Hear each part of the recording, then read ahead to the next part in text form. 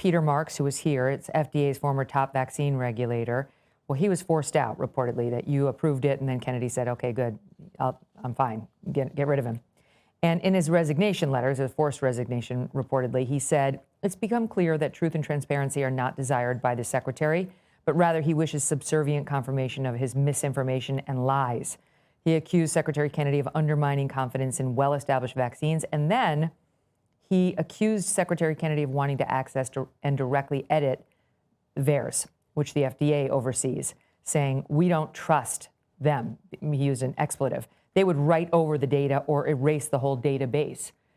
So I don't know what he's suggesting here, that Secretary Kennedy would go into VAERS.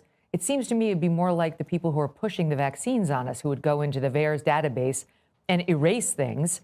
But you tell me whether Secretary Kennedy and you should have access to VAERS and actually start figuring out whether, I mean, there's still parents who are getting their teenage boys the third, the fourth shot of the COVID vax, not knowing about the myocarditis.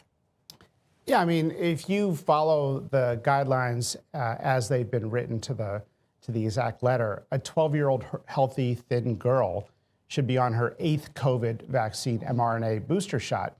And so Secretary Kennedy has called for gold standard science. And I can tell you, and Dr. Bhattacharya will tell you the same thing at the NIH, is he has posed questions, but he is not engaging in the details of how rigorous scientific methodology should be conducted. He's posing questions, as is most of America right now.